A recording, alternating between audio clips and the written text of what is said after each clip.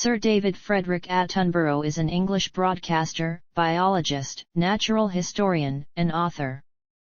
He is best known for writing and presenting, in conjunction with the BBC Natural History Unit, the 9 natural history documentary series forming the Life Collection, a comprehensive survey of animal and plant life on Earth.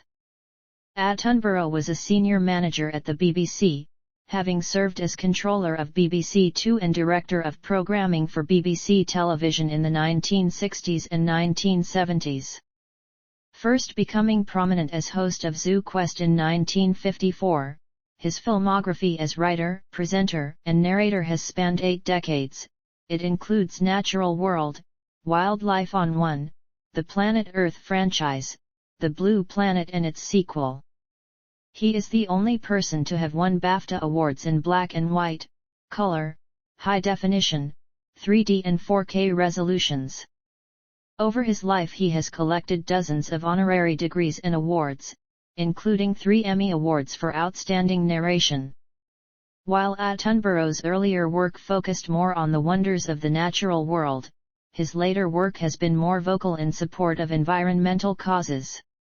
He has advocated for restoring planetary biodiversity, limiting population growth, switching to renewable energy, mitigating climate change, reducing meat consumption, and setting aside more areas for natural preservation. On his broadcasting and passion for nature, NPR stated he roamed the globe and shared his discoveries and enthusiasms with his patented semi-whisper way of narrating. He is widely considered a national treasure in the UK, although he himself does not like the term. He is the younger brother of the late director, producer, and actor Richard Attenborough, and older brother of the late motor executive John Attenborough.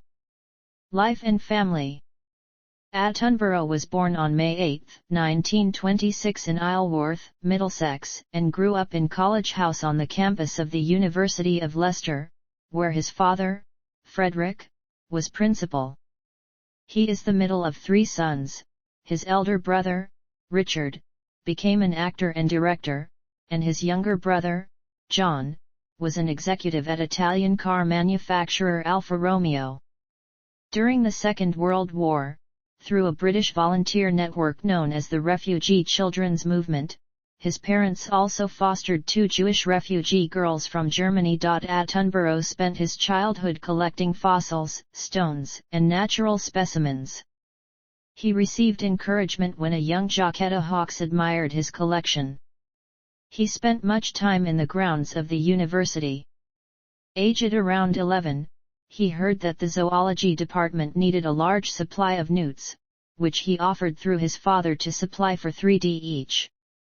The source, which he did not reveal at the time, was a pond right next to the department. A year later, his adoptive sister Mary Ann gave him a piece of amber containing prehistoric creatures.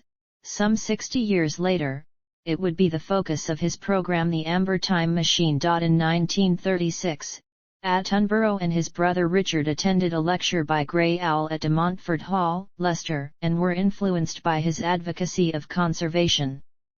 According to Richard, David was bowled over by the man's determination to save the beaver, by his profound knowledge of the flora and fauna of the Canadian wilderness, and by his warnings of ecological disaster should the delicate balance between them be destroyed. The idea that mankind was endangering nature by recklessly despoiling and plundering its riches was unheard of at the time, but it is one that has remained part of Dave's own credo to this day. In 1999, Richard directed a biopic of Bellany entitled Grey Owl. Attenborough was educated at Wigeston Grammar School for Boys in Leicester. He won a scholarship to Clare College, Cambridge in 1945 to study geology and zoology and obtained a degree in natural sciences.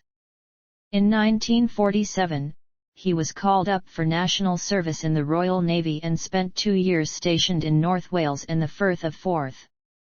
In 1950, Attenborough married Jane Elizabeth Ebsworth Oriel.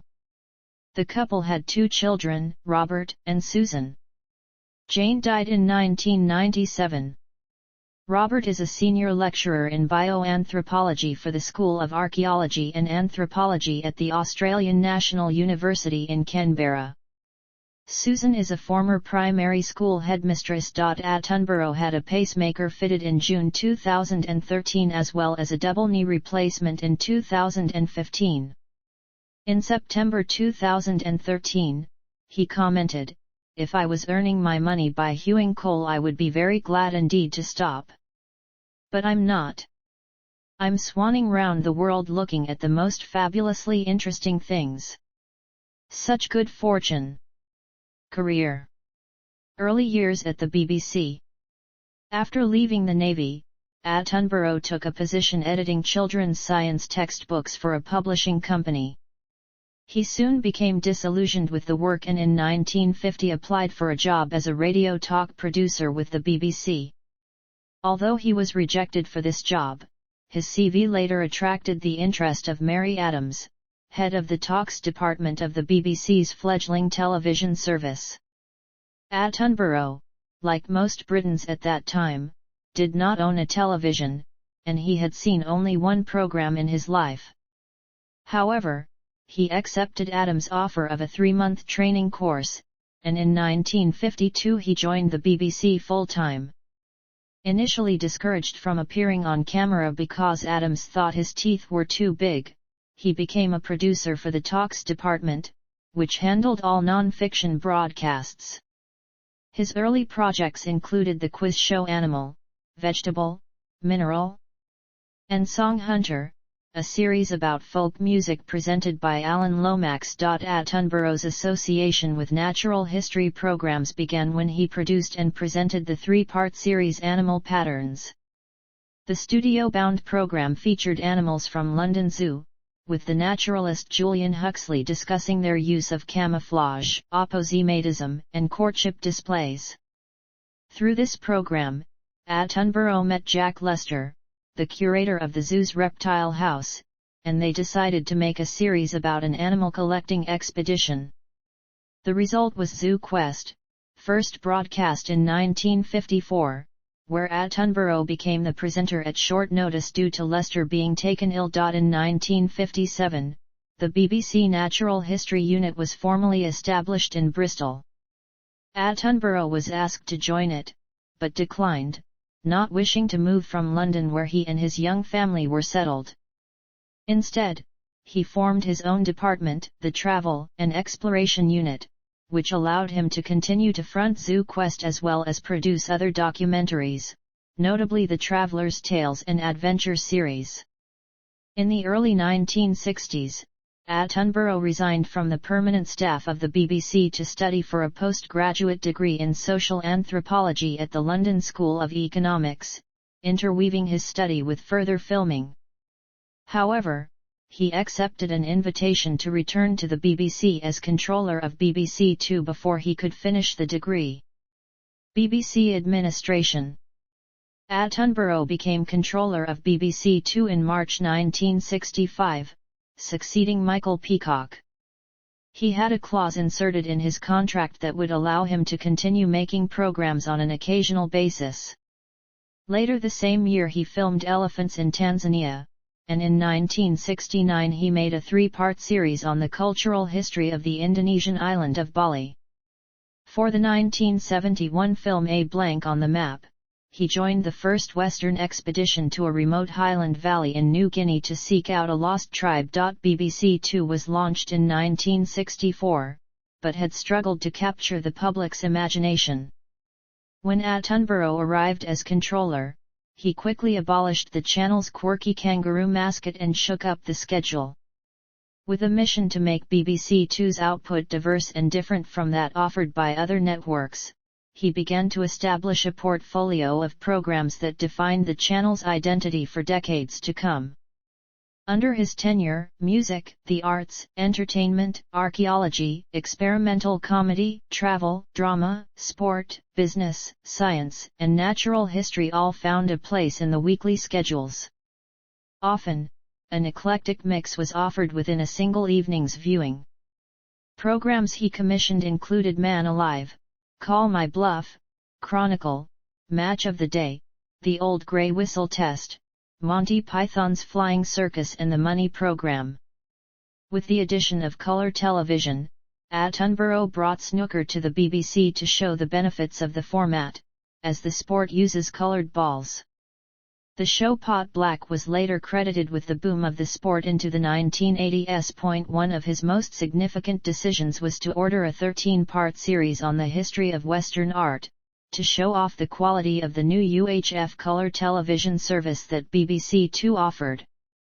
Broadcast to universal acclaim in 1969, Civilization set the blueprint for landmark-authored documentaries, which were informally known as sledgehammer projects. Others followed, including Jacob Bronowski's The Ascent of Man, and Alistair Cook's America.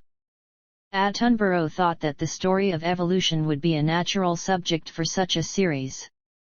He shared his idea with Christopher Parsons, a producer at the Natural History Unit, who came up with the title Life on Earth and returned to Bristol to start planning the series.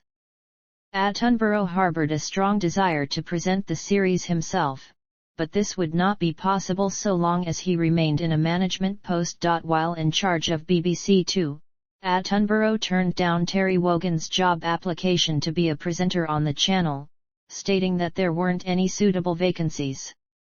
The channel already had an Irish announcer, with Attenborough reflecting in 2016, to have had two Irishmen presenting on BBC Two would have looked ridiculous. This is no comment whatsoever on Terry Wogan's talents.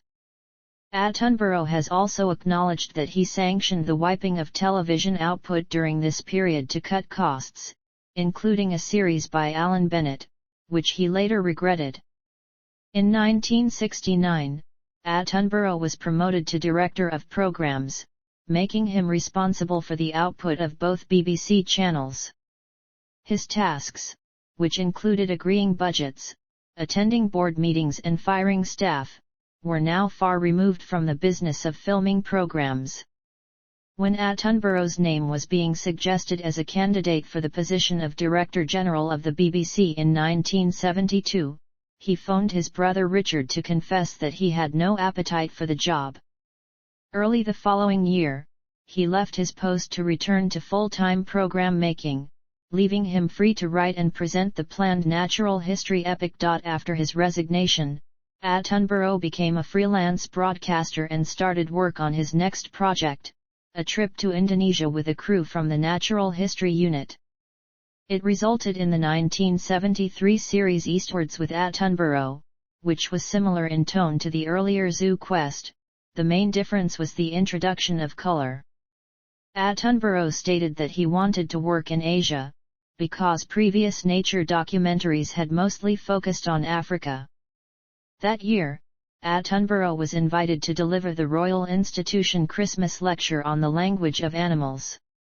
After his work on Eastwards with Attenborough, he began to work on the scripts for Life on Earth. Due to the scale of his ambition, the BBC decided to partner with an American network to secure the necessary funding. While the negotiations were proceeding, he worked on a number of other television projects. He presented a series on tribal art and another on the voyages of discovery. He also presented a BBC children's series about cryptozoology entitled Fabulous Animals, which featured mythical creatures such as mermaids and unicorns. Eventually, the BBC signed a CO production deal with Turner Broadcasting and Life on Earth moved into production in 1976. Life series. Beginning with Life on Earth in 1979, Attenborough set about creating a body of work which became a benchmark of quality in wildlife filmmaking, and influenced a generation of documentary filmmakers. The series established many of the hallmarks of the BBC's natural history output. By treating his subject seriously and researching the latest discoveries, Attenborough and his production team gained the trust of scientists, who responded by allowing him to feature their subjects in his programs. Innovation was another factor in Life on Earth's success. New filmmaking techniques were devised to get the shots Attenborough wanted, with a focus on events and animals that were up till then unfilmed. International air travel enabled the series to be devised so that Attenborough visited several locations around the globe in each episode, sometimes even changing continents in one sequence. Although appearing as the on-screen presenter, he restricted his time on camera to give more time to his subjects. 5 years after the success of Life on Earth, the BBC released The Living Planet. This time, Attenborough built his series around the theme of ecology, the adaptations of living things to their environment. It was another critical and commercial success, generating huge international sales for the BBC. In 1990, The Trials of Life completed the original Life trilogy, looking at animal behavior through the different stages of life. In the 1990s, Attenborough continued to use the Life title for a succession of authored documentaries. In 1993, he presented Life in the Freezer, the first television series to survey the natural history of Antarctica. Although past normal retirement age, he then embarked on a number of more specialized surveys of the natural world, beginning with plants. They proved a difficult subject for his producers, who had to deliver hours of television featuring what are essentially immobile objects. The result was The Private Life of Plants, which showed plants as dynamic organisms by using time-lapse photography to speed up their growth, and went on to earn a Peabody Award. Prompted by an enthusiastic ornithologist at the BBC Natural History Unit, Attenborough then turned his attention to birds. As he was neither an birdwatcher nor a bird expert, he decided he was better qualified to make the life of birds on the theme of behavior. The documentary series won a second Peabody Award the following year. The order of the remaining Life series was dictated by developments in camera technology. For the life of mammals, low-light and infrared cameras were deployed to reveal the behavior of nocturnal mammals. The series contains a number of memorable two-shots of Attenborough and his subjects, which included chimpanzees, a blue whale and a grizzly bear.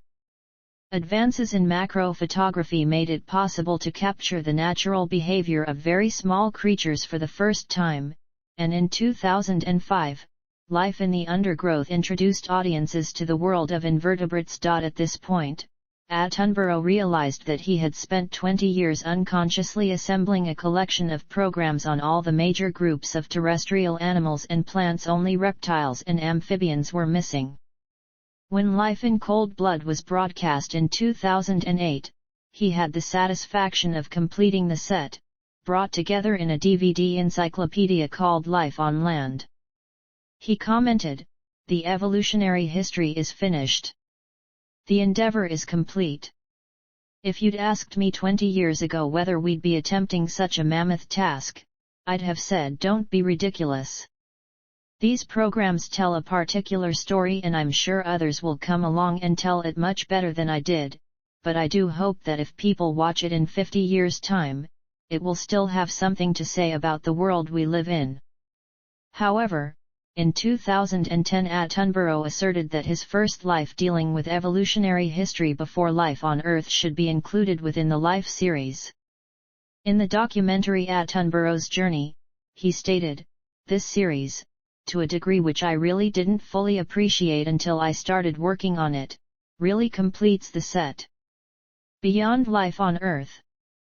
Alongside the Life series, Attenborough continued to work on other television documentaries, mainly in the natural history genre. He wrote and presented a series on man's influence on the natural history of the Mediterranean basin, The First Eden, in 1987. 2 years later, he demonstrated his passion for fossils in Lost Worlds, Vanished Lives. In 1990, he worked on the BBC's Prisoners of Conscience series where he highlighted the case of Mahjoub Sharif. Attenborough narrated every episode of Wildlife on One, a BBC One wildlife series that ran for 253 episodes between 1977 and 2005. At its peak, it drew a weekly audience of 8 to 10 million, and the 1987 episode Meerkats United was voted the best wildlife documentary of all time by BBC viewers. He has narrated over 50 episodes of Natural World, BBC Two's flagship wildlife series. Its forerunner, The World About Us, was created by Attenborough in 1969, as a vehicle for colour television. In 1997, he narrated the BBC wildlife specials, each focusing on a charismatic species, and screened to mark the Natural History Unit's 40th anniversary. As a writer and narrator, Attenborough continued to collaborate with the BBC Natural History Unit in the new millennium. Alastair Fothergill, a senior producer with whom Attenborough had worked on the Trials of Life and Life in the Freezer, was making The Blue Planet, the unit's first comprehensive series on marine life. He decided not to use an on-screen presenter due to difficulties in speaking to a camera through diving apparatus, but asked Attenborough to narrate the films. The same team reunited for Planet Earth, the biggest nature documentary ever made for television and the first BBC wildlife series to be shot in high definition. In 2009, he co-wrote and narrated Life, a 10-part series focusing on extraordinary animal behavior, and narrated Nature's Great Events, which showed how seasonal changes trigger major natural spectacles. In January 2009, the BBC commissioned Attenborough to provide a series of 20 10-minute monologues covering the history of nature. Entitled David Attenborough's Life Stories, they were broadcast on Radio 4 on Friday nights. In 2011, Fothergill gave Attenborough a more prominent role in Frozen Planet, a major series on the natural history of the polar regions. Attenborough appeared on screen and authored the final episode, in addition to performing voiceover duties. Attenborough introduced and narrated the unit's first 4K production Life story. For Planet Earth 2, Attenborough returned as narrator and presenter, with the main theme music composed by Hans Zimmer. In October 2014, the corporation announced a trio of new one-off Attenborough documentaries as part of a raft of new natural history programs. Attenborough's Paradise Birds and Attenborough's Big Birds was shown on BBC Two, and Waking Giants, which follows the discovery of giant dinosaur bones in South America, aired on BBC One. The BBC also commissioned Atlantic Productions to make a 3-part, Attenborough-fronted series Great Barrier Reef in 2015. The series marked the 10th project for Attenborough in Atlantic, and saw him returning to a location he first filmed at in 1957. On radio, Attenborough has continued as one of the presenters of BBC Radio 4's Tweet of the Day, which began a second series in September 2014. Attenborough forged a partnership with Sky, working on documentaries for the broadcaster's new 3D network, Sky 3D. Their first collaboration was Flying Monsters 3D, a film about pterosaurs which debuted on Christmas Day of 2010. A second film, The Penguin King 3D, followed a year later. His next 3D project, Conquest of the Skies, made by the team behind the BAFTA award-winning David Attenborough's Natural History Museum Alive, aired on Sky 3D during Christmas 2014. Attenborough has narrated 3 series of David Attenborough's Natural Curiosities for UK TV channel Watch, with the 3rd series showing in 2015. He has also narrated A Majestic Celebration, Wild Karnataka, India's first blue-chip natural history film, directed by Kalyan Varma and Amiga Varsha. Blue Planet 2 was broadcast in 2017, with Attenborough returning as presenter. The series was critically acclaimed and gained the highest UK viewing figure for 2017 of 14.1 million. The series is thought to have triggered a long-lasting increase in public, media, and political attention to plastic pollution. Attenborough narrated the 2018 5-part series Dynasties, each episode dealing with one species in particular. In 2021 he presented the 3-part series Attenborough's Life in Color, and The Mating Game, a 5-part series. Attenborough returned to prehistoric life with dinosaurs, The Final Day and Prehistoric Planet aired in April and May 2022 respectively. Environmentalist advocacy. By the turn of the millennium, Attenborough's authored documentaries were adopting a more overtly environmentalist stance. In State of the Planet, he used the latest scientific evidence and interviews with leading scientists and conservationists to assess the impact of human activities on the natural world. He later turned to the issues of global warming and human population growth. He contributed a program which highlighted the plight of endangered species to the BBC's Saving Planet Earth project in 2007, the 50th anniversary of the Natural History Unit. In 2019, Attenborough narrated Our Planet, an 8-part documentary series, for Netflix. In contrast to much of his prior work for the BBC, this series emphasized the destructive role of human activities throughout the series. Before, he would often note concerns in a final section of the work. He also narrated Wild Karnataka, a documentary about the Karnataka forest area. In 2019, Attenborough's one-off film documentary about climate change for BBC One called Climate Change: The Facts was aired. The tone of the documentary was significantly graver than previous work for the BBC. This was followed by Extinction: The Facts, which is partly based on the 2019 IPBES report on the decline of biodiversity. In 2020, Attenborough narrated the documentary film David Attenborough, A Life on Our Planet. The film acts as Attenborough's witness statement, reflecting on his career as a naturalist and his hopes for the future. It was released on Netflix on October 4, 2020. Further work for Netflix includes the documentary titled Breaking Boundaries: The Science of Our Planet, released on June 4, 2021. In October 2020, Attenborough began filming in Cambridge for The Green Planet. In 2021, Attenborough narrated A Perfect Planet, a 5-part Earth science series for BBC One. Attenborough was a key figure in the build-up to the 2021 United Nations Climate Change Conference, and gave a speech at the opening ceremony.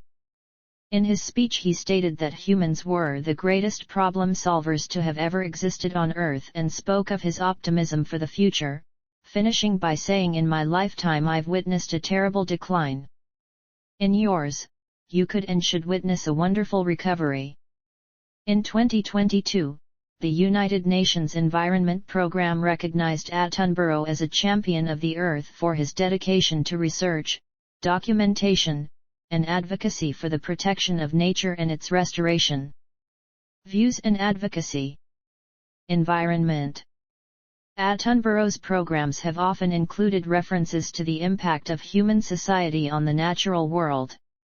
The last episode of The Living Planet, for example, focuses almost entirely on humans' destruction of the environment and ways that it could be stopped or reversed. Despite this, he has been criticized for not giving enough prominence to environmental messages. In 2018, while promoting Dynasties, he said that repeated messages on threats to wildlife in programming could be a turn-off to viewers. Some environmentalists feel that programs like Attenborough's give a false picture of idyllic wilderness and do not do enough to acknowledge that such areas are increasingly encroached upon by humans.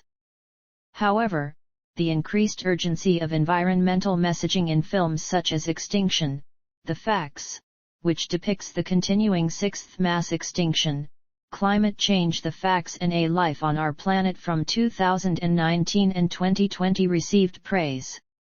In 7 Worlds, One Planet, Attenborough discusses the devastating impact that deforestation is having on the planet and the species. In 2005 and 2006, Attenborough backed a BirdLife International project to stop the killing of albatross by longline fishing boats. He gave support to WWF's campaign to have 220,000 square kilometers of Borneo's rainforest designated a protected area.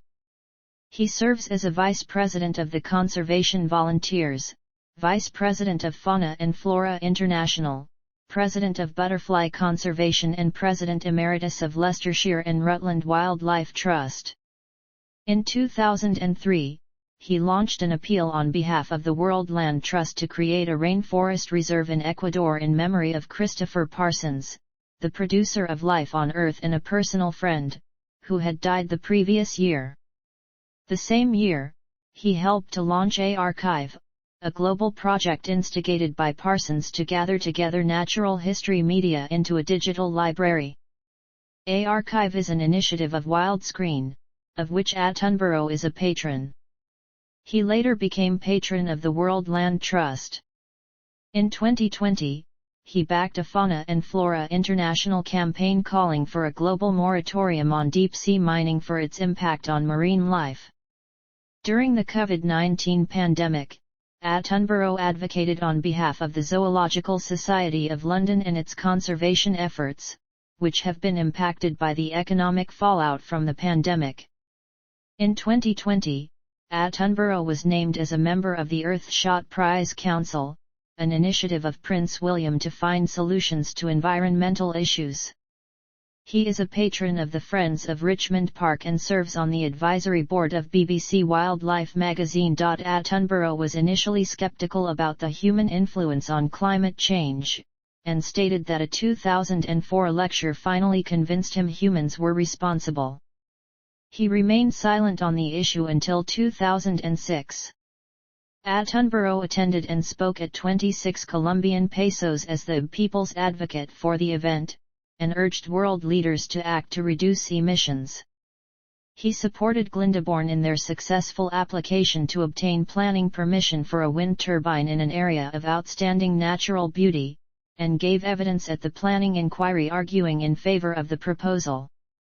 In his 2020 documentary film David Attenborough, A Life on Our Planet, Attenborough advocates for people to adopt a vegetarian diet or to reduce meat consumption to save wildlife, noting that the planet can't support billions of meat eaters. Human population. Attenborough has linked anthropogenic effects on the environment with human population growth.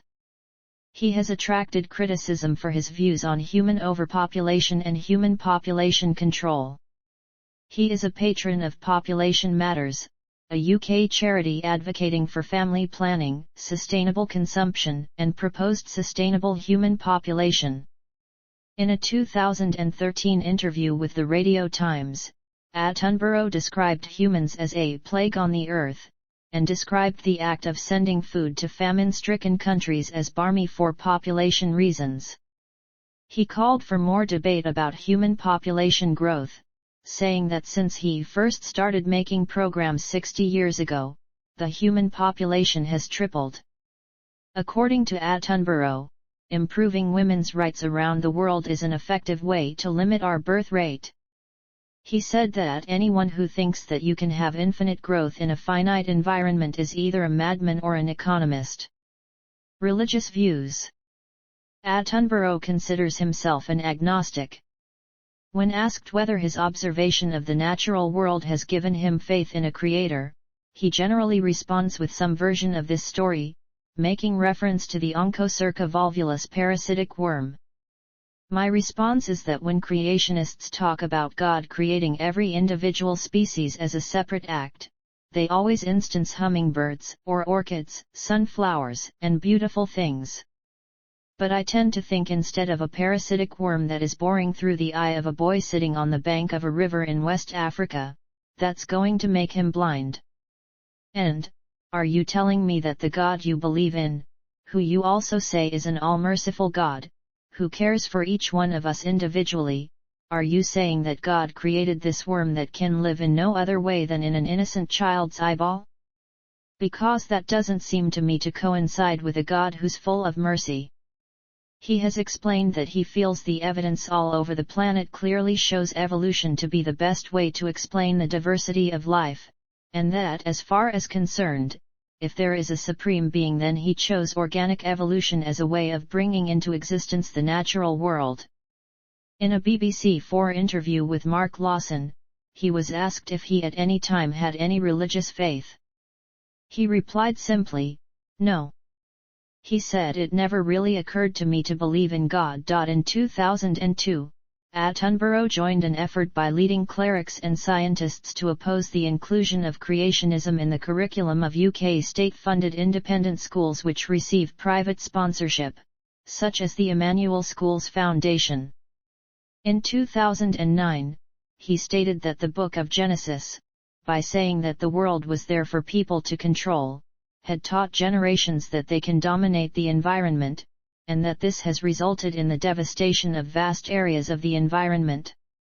He further explained to the science journal Nature, that's why Darwinism, and the fact of evolution, is of great importance, because it is that attitude which has led to the devastation of so much, and we are in the situation that we are in. Also in early 2009, the BBC broadcast an Attenborough one-hour special, Charles Darwin and the Tree of Life. In reference to the program, Attenborough stated that people write to me that evolution is only a theory. Well, it is not a theory. Evolution is as solid a historical fact as you could conceive. Evidence from every quarter. What is a theory is whether natural selection is the mechanism and the only mechanism. That is a theory. But the historical reality that dinosaurs led to birds and mammals produced whales, that's not theory. He strongly opposes creationism and its offshoot intelligent design, saying that the results of a survey that found a quarter of science teachers in state schools believe that creationism should be taught alongside evolution in science lessons was really terrible. In March 2009, Attenborough appeared on Friday Night with Jonathan Ross. Attenborough stated that he felt evolution did not rule out the existence of a God and accepted the title of agnostic, saying, "My view is, I don't know one way or the other, but I don't think that evolution is against a belief in God." Attenborough has joined the evolutionary biologist Richard Dawkins and other top scientists in signing a campaign statement coordinated by the British Humanist Association. The statement calls for creationism to be banned from the school science curriculum and for evolution to be taught more widely in schools. BBC and Public Service Broadcasting. Attenborough is a lifelong supporter of the BBC, Public Service Broadcasting and the television licence. He has said that public service broadcasting is one of the things that distinguishes this country and makes me want to live here, and believes that it is not reducible to individual programs, but can only effectively operate as a network that measures its success not only by its audience size but by the range of its schedule. The BBC per minute in almost every category is as cheap as you can find anywhere in the world and produces the best quality. The BBC has gone through swingeing staff cuts. It has been cut to the bone. If you divert license fee money elsewhere, you cut quality and services. There is a lot of people who want to see the BBC weakened. They talk of this terrible tax of the license fee. Yet it is the best bargain that is going. 4 radio channels and God knows how many TV channels. It is piffling. Attenborough expressed the view that there had often been people wanting to remove the BBC, adding, "There's always been trouble about the license, and if you dropped your guard you could bet our bottom dollar there'd be plenty of people who'd want to take it away. The license fee is the basis on which the BBC is based, and if you destroy it, broadcasting becomes a wasteland." He expressed regret at some of the changes made to the BBC in the 1990s by its Director General, John Birt, who introduced an internal market at the corporation, slimmed and even closed some departments and outsourced much of the corporation's output to private production companies. Although he said Birt's policies had poor results, Attenborough also acknowledged the BBC had to change.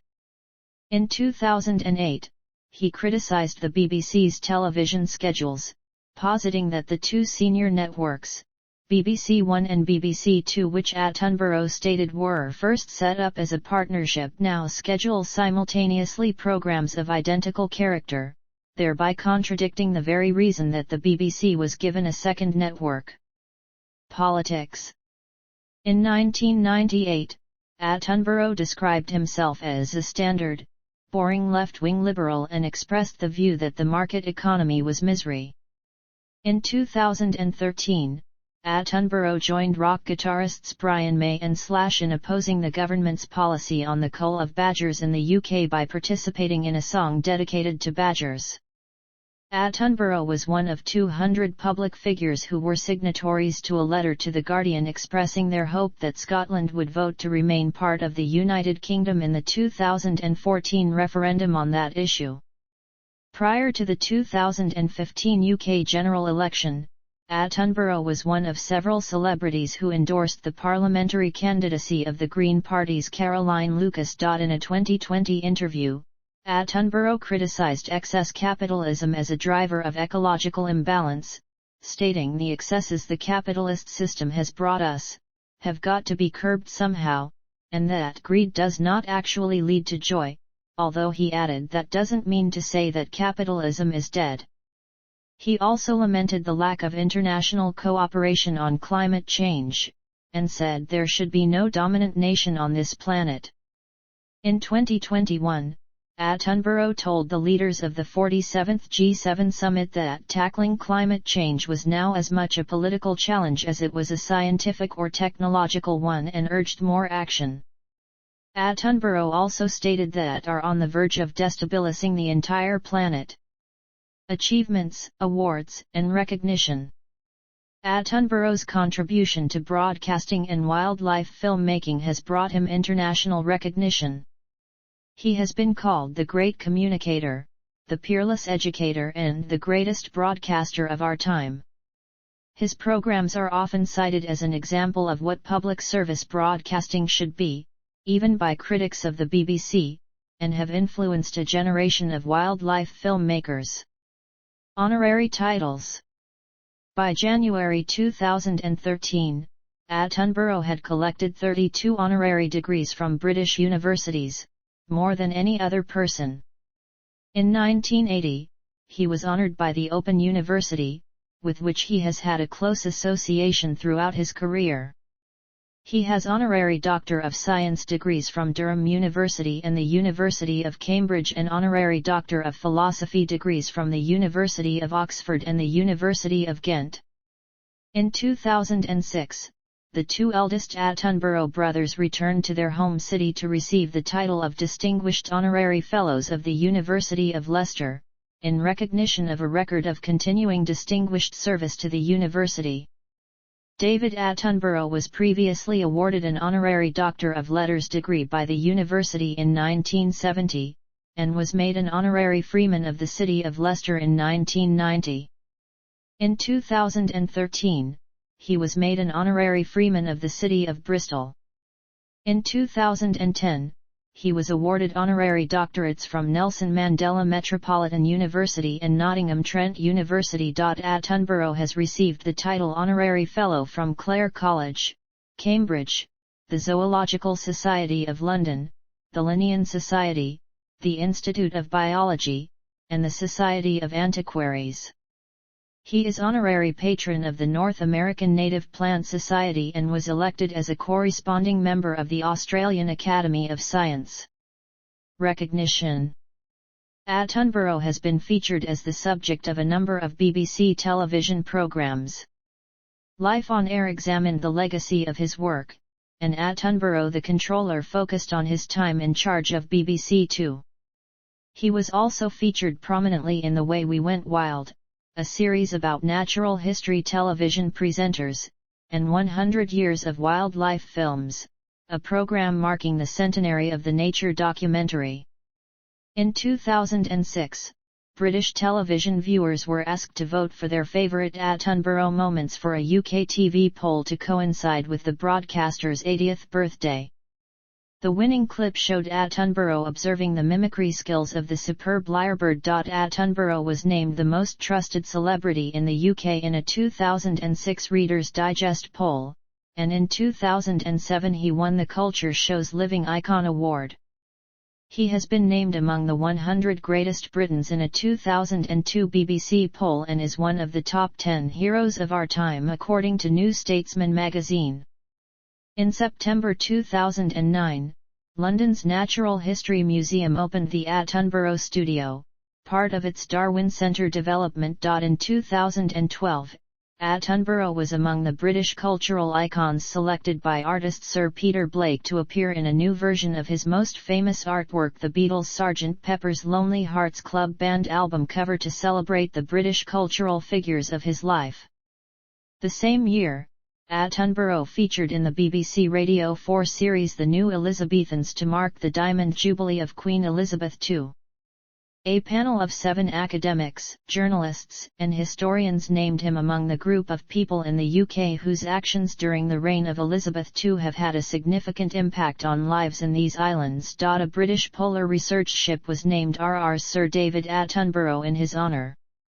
While an internet poll suggesting the name of the ship had the most votes for Boaty McBoatface, Science Minister Joe Johnson said there were more suitable names, and the official name was eventually picked up from one of the more favoured choices. However, one of its research subsea vehicles was named Boaty in recognition of the public vote. Species named after Attenborough. Awards. In addition, he is the only person to have won BAFTA awards for programs in black and white, color, high definition, 3D, and 4K.